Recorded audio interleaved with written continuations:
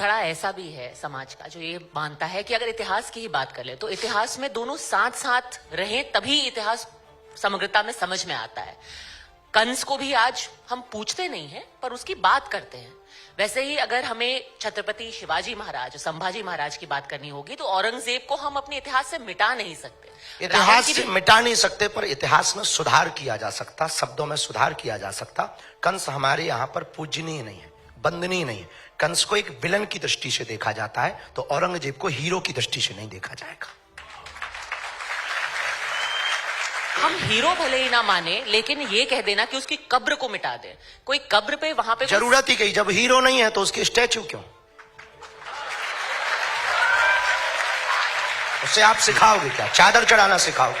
उससे आप सिखाओगे क्या? देश में फिर से वही गुंडागिर्दी सिखाओगे? तो जिस आदमी से देश में बर्बरता होनी है, जिसने हमारे छत्रपति संभाजी को कट कट कट करके मारने के लिए त्रस्तित किया, उस आदमी को याद क्या करना है? उसकी तो यादें ही मिटा देनी। लेकिन गुरुजी एक बात बताइए, संविधान भी तो कोई चीज है, संविधान के हिसाब से होगा ना जो होगा। हम भी कुछ नहीं कह रहे, हम ये थोड़ी कह रहे हैं कि संविधान बदले या संविधान के हिसाब से ना चले।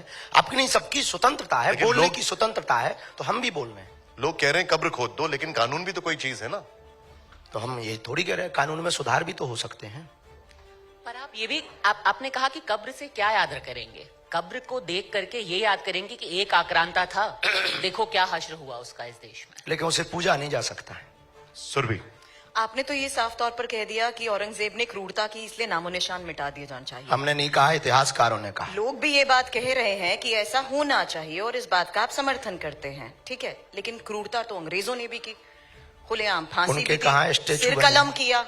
तो मेरा सवाल उस आधार पर भी है आपसे, तो क्या आपको लगता है कि भारत को ये सब ध्यान में रखते हुए भी आगे कॉमनवेल्थ गेम्स का भी बहिष्कार कर देना चाहिए और इसमें भी नहीं जाना चाहिए? कॉमनवेल्थ गेम्स एक वर्तमान परिस्थिति का निर्णायक है और कब्र की बातें पुरानी बातें। नहीं, क्योंकि क्रूरता तो यहाँ पर अंग्रेजों ने भी की है ना। बिल्कुल की है, तो उनको हम लोग स्वीकार कहाँ, भगवान थोड़ी मानते हैं उन्हें।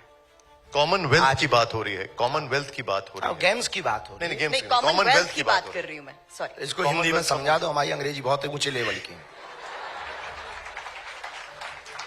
जब आप हिंदू राष्ट्र की बात करते हैं, नहीं नहीं, इनका जवाब देना। कॉमनवेल्थ कॉमनवेल्थ ग्रुप मतलब है लोगों की, जिसमें भारत भी है, जिसमें कई सारी कंट्रीज भी हैं, वो कई बड़े बड़े फैसले लेते हैं। उस प्लेटफॉर्म से भी, उस ग्रुप से भी क्या भारत को एग्जिट कर देना चाहिए? क्यों? भारत को निकल जाना क्यों चाहिए? करें? क्योंकि अंग्रेजों ने काफी इस देश में अत्याचार किया था, ये तो कहा जाता है। जिन अंग्रेजों ने, जिन्होंने किया है और उन अंग्रेजों से जुड़े हुए जितने भी स्थान हैं, उन पर हम सब बार बार सुधार कर रहे हैं। भारत नवनिर्माण कर रहा है, तरह तरह के बदलाव भारत कर रहा है। कॉमनवेल्थ एक अंतरराष्ट्रीय नियम है, अंतरराष्ट्रीय पद्धति के अनुसार देश की प्रगति के लिए, एशिया की प्रगति के लिए, शायद जहां तक हम समझ पाए, एशिया की प्रगति के लिए बातें होती हैं। उसमें केवल एक देश नहीं होता है, और भी देश होते हैं। अब वर्तमान में अंग्रेजों को भी समझ में आया कि हाँ, हमने भूल की भारत के ऊपर ऐसा अत्याचार करके, वो भी उस पर सुधार कर रहे हैं। पर औरंगजेब ने ऐसा नहीं कभी स्वीकार किया, ना उनके खानदान ने स्वीकार किया। बात ये हो रही है कि उसे हीरो बताया जा रहा, बात विलन और हीरो की हो रही। बात ये हो रही है कि वो महान था। इस देश में बाबर, अकबर या औरंगजेब महान नहीं, रघुवर महान है। इस देश में छत्रपति वीर शिवाजी और संभाजी महान है। इस देश में स्वामी विवेकानंद महान है। इस देश में हमारे पास पूजने के लिए ऑलरेडी व्यवस्था है। हम दूसरों को तब पूजें जब अपने यहां घट जाएं। अपने बाप को बाप कहो ना। आचार्य जी, अब कुछ लोग राणा सांगा को लेकर भी सवाल उठा रहे हैं, उनको गद्दार कह रहे हैं। कुछ लोग राणा सांगा को लेकर भी सवाल उठा रहे हैं, गद्दार कह रहे हैं। समाज में सभी प्रकार के लोग होते हैं और हम कुछ ज्यादा तो यूं कहेंगे नहीं, राजनीति पर हम बहुत ज्यादा टिप्पणियां करते नहीं। ठीक है, यही कहेंगे कि हम सब प्रकार की विचारधारा के लोग हैं।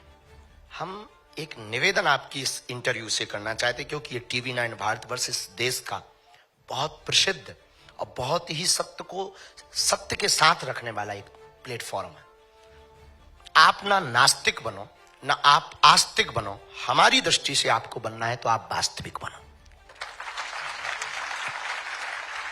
तो आप कंट्रोल, देखिए 2-3 विषय ऐसे हैं मीडिया में आने के लिए, अपने लोगों को खुश करने के लिए और अपने लोगों के वोट पाने के लिए। इन लोगों की मजबूरी है ऐसे बयान देना। पर इससे देश के उन लोगों के हृदय पर क्या गुजरती होगी जिन्होंने देश को बचाने के लिए अपने प्राण न्यौछावर किए। बस उस भावना को ये समझेंगे तो हमें लगता है वो ना राणा सांगा को गद्दार कहेंगे, वो ना विवेकानंद को गद्दार कहेंगे, वो ना महात्मा गांधी को गद्दार कहेंगे, वो ना सुभाष चंद्र बोस को गद्दार कहेंगे। उन्हें नानी याद आ जाएगी, क्योंकि वो अगर जीवित हैं तो इन्हीं लोगों के कारण जीवित है।